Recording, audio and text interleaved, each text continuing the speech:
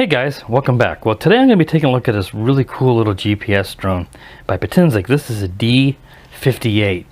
This is like an upgraded version of the T25, which I reviewed a month or two back, and that drone was not very good. It flew nice, but it had an extremely short flight time of around 6.5 minutes, and the camera was just full of jello. You know, it really ruined the 1080p camera on that drone because it had so much jello. This is upgraded. This one is supposed to get around 18 minutes flight time. I don't get that. And usually you don't get the flight times that are advertised in any of these drones. It's usually they advertise those if you're doing like a perfect hover and don't move at all. I'm getting around 10 to 11 minutes, but about twice the flight time the T25 got. And that's because they use a much bigger battery in this one, which I'll show you guys in just a minute. Also, the camera here is mounted on these little dampeners, and that really reduces the jello.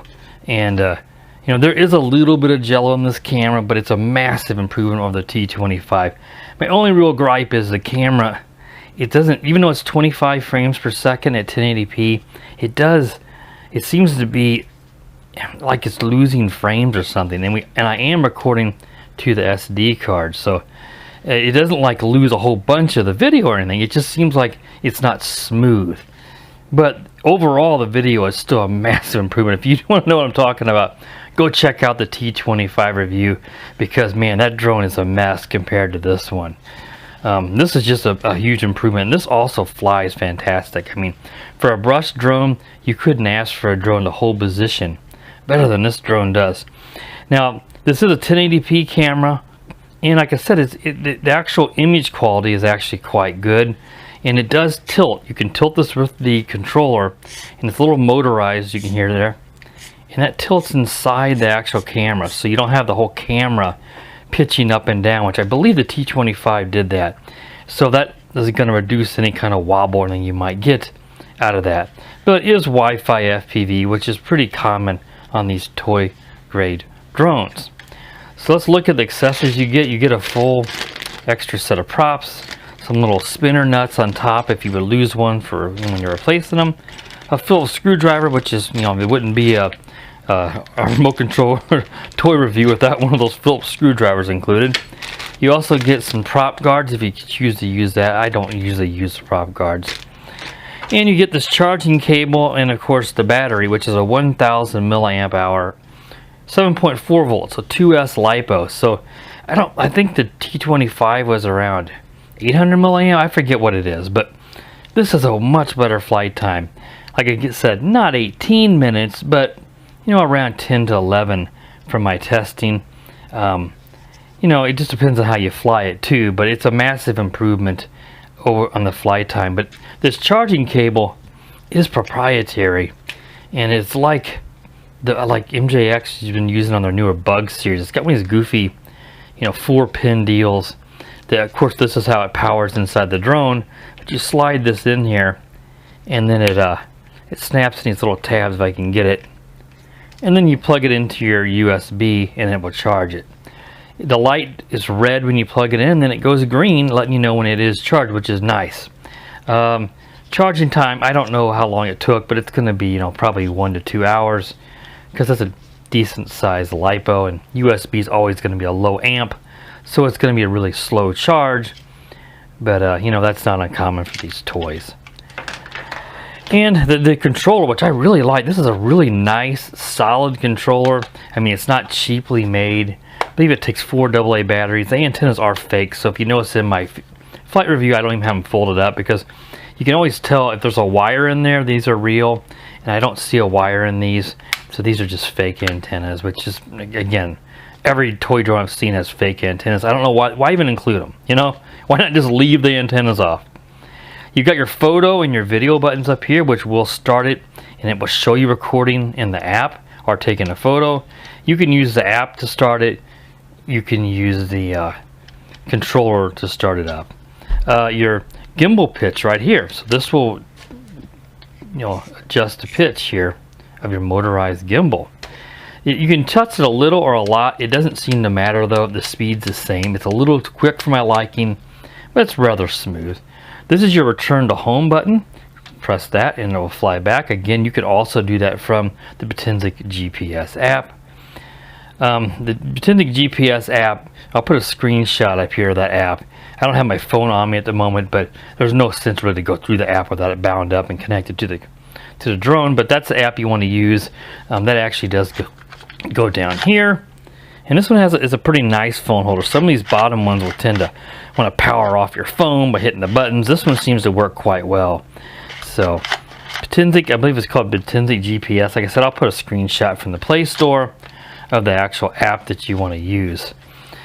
This is your orbit or circle me mode. Just press that and it will go fly out. You can set the radius and stuff with your controller sticks, but then the drone will turn around and face you, and then it will start rotating around the area, the point that you marked. So as far as I can tell, it doesn't seem to follow your GPS in your phone. It just rotates, it orbits around the spot where you told it to do an orbit. But it's a nice butter smooth, nice orbit. Really nice for a brush drone. This is your follow me mode. And again, this will fly out, turn around, and will follow you. It worked really well, as you'll see in the flight review. It does a fantastic job of following me. It does tend to get a little up on top of me and overhead, but boy, you turn around and walk the other direction. Even if I walk underneath the drone, it will turn around to face me and go the other direction. So the follow me works really, really well. And this is if you want to turn GPS on and off. I didn't get to do that in the review. If you turn it off, it's just going to be altitude hold only. And it could be sportier in that mode because it's not going to be constantly trying to stop itself and hold position. The 3 rates on this is your, low, medium, high. The yaw doesn't seem to change at all. I wasn't able to show the rates too well in the video. Trying to do an awful lot in that flight review. But it does, it does keep the same yaw, but it has obviously a lot more pitch. It was a fairly windy day when I did the review, so I had it in the 3rd rate for most of the review, and it flies really, really nice. Return to home accuracy on this guy is really good. I hit it like within a meter. Every time I've done it, it's been really nice, which is good for a GPS only drone.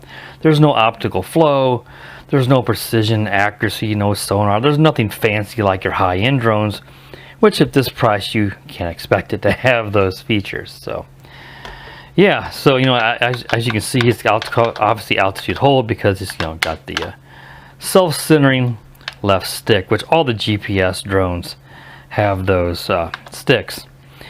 And again, on the camera, you've got an SD card slot, so that's what I recommend recording to. I don't think it recorded to my phone. If you start the recording with the app, it will still start it on the SD card if you have one inserted. If you don't have one inserted, I don't know, it might record to your over the Wi-Fi feed. I used a screen recording in the video, and that actually gets a nice result because it actually has a better frame rate. But unfortunately, you've got all the icons from the app in it. But like I said, the overall quality of the camera is massively improved over the T25.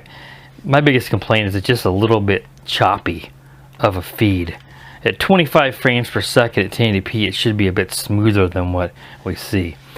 To calibrate the compass, you just do a few spins, as you'll see in the flight review, both level and upright or down. It doesn't usually matter. Like 3 spins, about 2 spins, and it'll beep and let you know it's completed. I did have to do a second calibration on this in my review. I took off, it was fine, flew it out, got about over 200 meters, and it was getting pretty weak. And this will actually beep and let you know when your signal's low. So I didn't actually wait for it to break connection and fly back, which it will do. I actually called it back and it landed, like I said, really, really accurately. So yeah, the GPS return to home works really, really, really, really well on this drone. But yeah, it will let you know whenever it's getting low, the signal strength, which I do really like. All right, guys. So, like I said, I did have it anyway. When it did land, I took it back off again, and that's what I wanted to mention to you guys. It did start the toilet bowl on a second takeoff, so I did calibrate it again, and it was fine. So that's the only time I ever had that happen. So I'm not overly concerned about it. You will get that occasionally, especially in these toy drones where the components, the compass and such, are a little bit cheaper. So. All right, like I said, this is a nice improvement over the T25. You know, it comes packaged nicely, 1080p video, all the different features here on the bottom, what you'd expect in a GPS drone like I already discussed. So a nice improvement. This is, Potensic is an Amazon seller, so you can purchase this drone from Amazon. This is a rebranded UDI, as far as I can tell, because it comes up as UD in the Wi-Fi. And the Potensic Navigator that I reviewed also was a UD, so I believe that Potensic does rebrand some of the UD drones.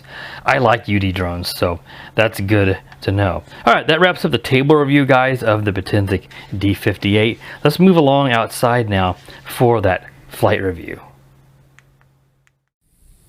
Hey guys, welcome back to the channel. Well, today I'm going to be taking the Potensic D58 up now for its flight review.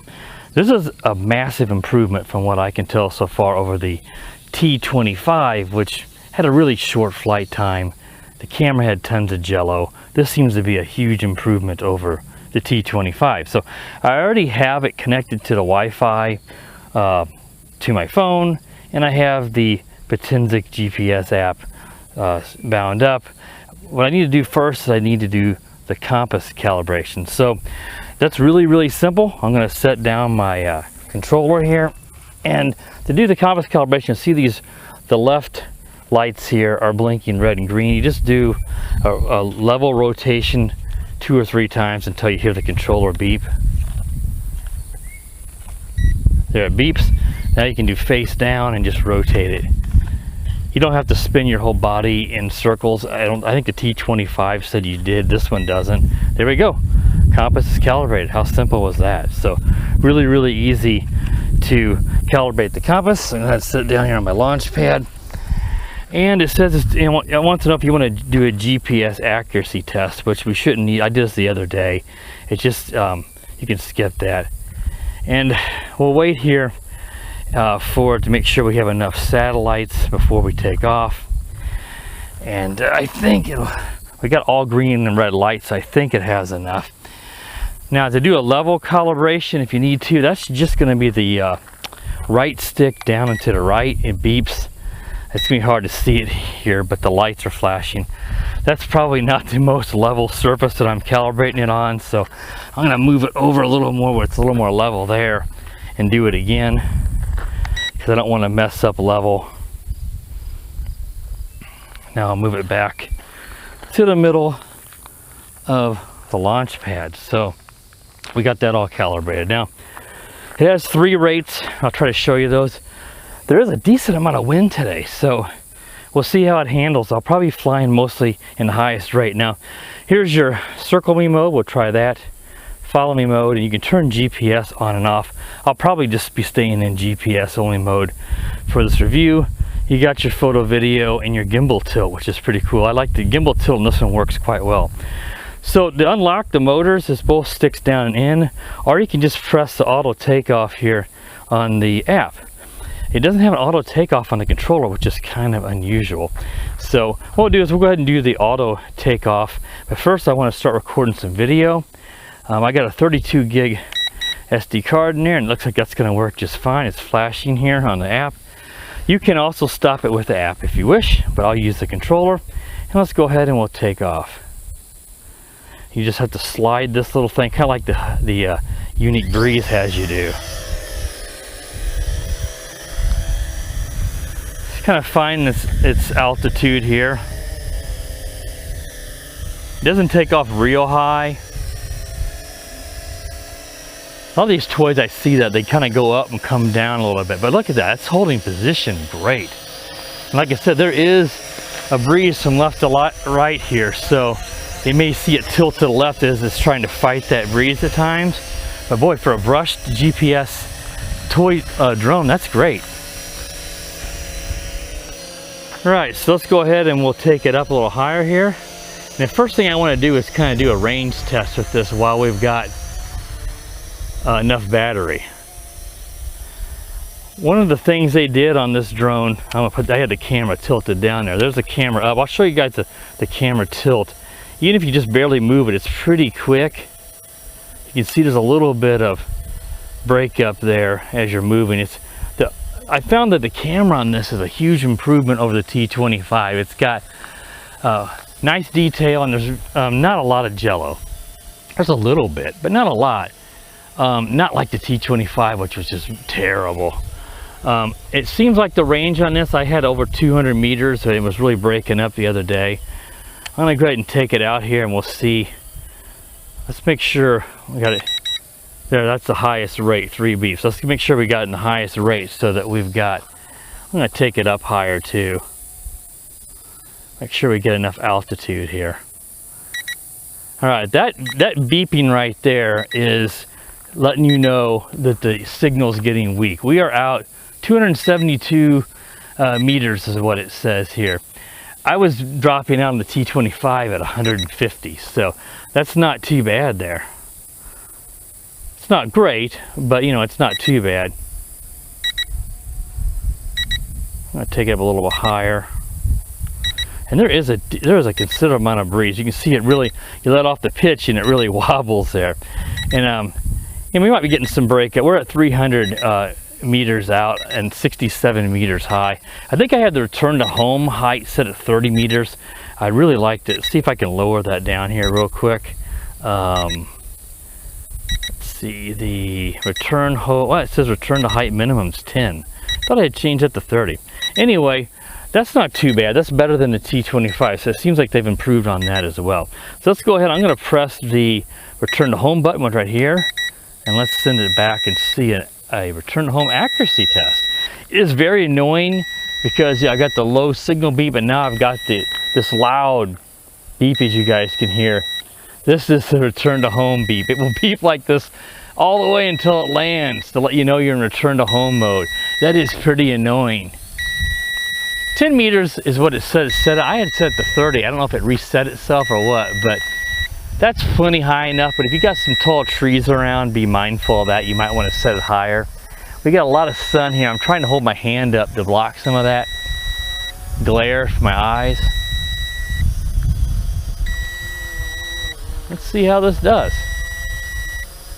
So around 300 meters is what the range was, and it was getting pretty weak signal there. But I like that it lets you know that you are getting pretty weak on the signal. But if you do go on, and I could have pushed it farther, it will return to home if it loses signal.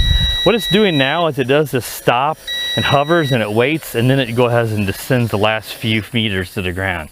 That's not bad. I mean, for a toy drone, we're only off but maybe a meter from the very middle of the helipad. Not bad at all. So I'm gonna go ahead and stop recording video. So I got some saved. We'll put this back in the middle launch pad and we'll start some video again here.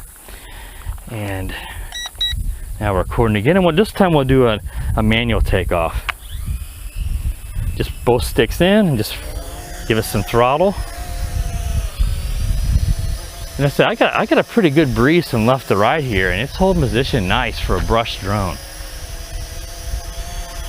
Now, the biggest improvement of this drone, looks like I might be getting just a hair of,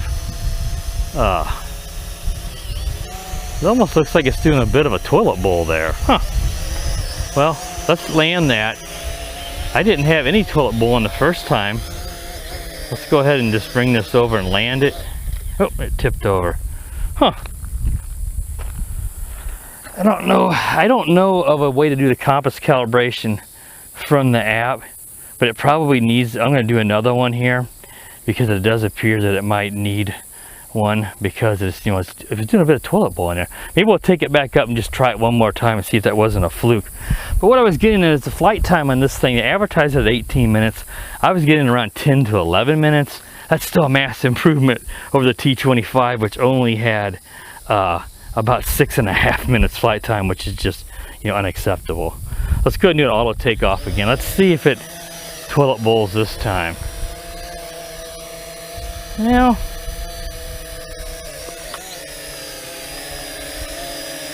no, that's not bad there. I've never had a toilet bowl, but it did seem like it was doing it. Let's take it up again and see. I've got 67% battery. Yeah, it does appear to be toilet bowling some. So I'm going to go ahead and bring it down. It's getting a lot worse. That's getting really actually quite bad. Let's try to, I'm just going to manually bring it down. Alright, well, that happens sometimes on these toys. Just keep holding the throttle down and it will finally land its turn its motors off there. So let's see, I'm still recording video, so I'm going to tap the and stop recording video. I'm not sure, that's odd. What I'm going to do now is I'm going to power this all off, and I'll come back and we'll get this compass calibrated again just to see if that fixes it, because that happens sometimes. It's a bit unusual. So I'll be right back, guys. Alright guys, so I did a compass calibration again. I don't know, I mean, every once in a while I've had that happen with toys. Hopefully this second compass calibration will resolve that toilet bowling. I haven't had a toilet bowl before in my previous test flights. So let's go ahead now and let's record some more video. And let's go ahead and we'll do another auto takeoff. I got those darn sweat bees around me again today. Boy, they're everywhere. So let's see if I can get it to do the auto takeoff. It's not. That's weird. Well, let's go ahead and just do a manual takeoff. Let's see if it holds position. Well, it looks like it's going to this time. I was trying to do the auto takeoff and it wasn't bringing up the little swipe, the little thing in the app. It looks to be pretty good. That's nice and rock steady. That's what you'd expect. So if you get a toilet bowl anytime you fly any drone, immediately land it and do your compass calibration. So let's show you guys here. Let's face me and see if we can tilt it down here. I got my let's see if we can, got my RD's drone review shirt on that I have. Wave at you guys. Hope you guys like this shirt. I got a couple of these that I had made up just so I had something for my channel. Let's go ahead, and what we're going to do now, let's try the follow me mode. Let's see how that works. I had good luck with this in my test. We got 50% battery, so we got some good battery life. Like I said, the battery life on this, I got about 10 to 11 minutes, so you got enough time to do several things. Let's go to, let's make sure we got no traffic coming. Let's see if we can, it follows right overhead like this. There it goes. Now it's trying to redirect. I'm going to turn around. And here, I like how it turns itself around so that the camera is facing you. This is a nice little drone. Now, in the Wi-Fi, it says it's UDI. UDI, it makes a lot of these drones. And I believe Potensic rebrands a lot of these. All right, it's up overhead here. Let's go ahead and I'm going to cancel it. All right, so now I should be able to fly it out. I'm going to raise the camera back up. So the follow me mode works really well, though it does tend to get a little bit over your head, you know, and that could just be a setting in the follow me, but works really, really well. All right, we got 32% battery, so let's hurry it up here so we don't run out. I want to try, I'm not going to have time to do waypoints, so let's try the circle me mode. It's going to raise up, it's going to go out, and you can adjust the radius with your controls or move it out, and it's going to turn around, I believe, at me. Let's see if we can, it's going to start going around. Let's lower down the camera. I'm going to move over here. I'm going to move over here, guys. It just circles the spot where you tell it to. It doesn't actually follow your controller, but it does a really nice orbit or circle me mode. All right, it's hit low battery now, so what it's doing now is it's going to fly over and land. But you didn't get to see too much of that, guys. But it does a really nice circle me mode or orbit mode. So it went ahead and canceled the orbit mode because it hit the 16% battery is about where, you know, around 20% is what it initiates it. And there's this little hover.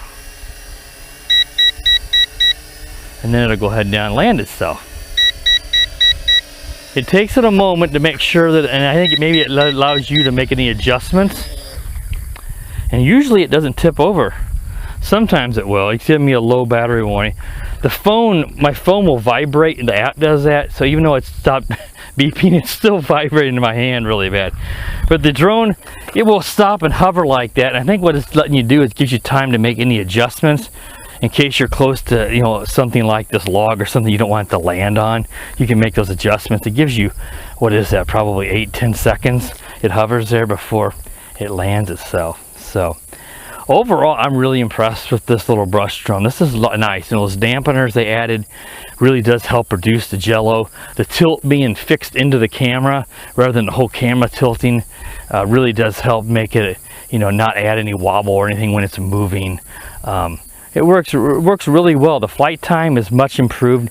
No, it doesn't get 18 minutes, but you know, I run 10 to 11. I don't know what this one was today, but in that neighborhood, totally acceptable for a brush drone like this. You know, I said I like this. You know, there is a little jello in the video, you know, and probably the biggest gripe I have is that the frame rate, at least in my test, we'll see how this one looked, guys. It's 25 frames per second. It is 1080p. But it does have, it just looks like it's skipping frames, even though it's saving to the SD card back here. It just seemed jittery. So the video is not perfect, but it's a massive improvement over the Potensic D58 drone. That this one, I guess, is meant to replace that one. But nice long flight time. You know, well, I shouldn't say long, but nice flight time. And you know, like I said, a big improvement. It flies really, really well. And the camera's a big improvement. All right, my phone is still vibrating like mad, and it's driving me nuts. See if I close the app, if that stops it. Nope, still vibrating. All right, well, that wraps up the review, guys, of the Potensic D58. I hope you enjoyed this flight review. Be sure to subscribe to the channel, guys, so you know, and click the bell so you know when I do upload a new video. And as always, guys, have a great day. The power of the dark side.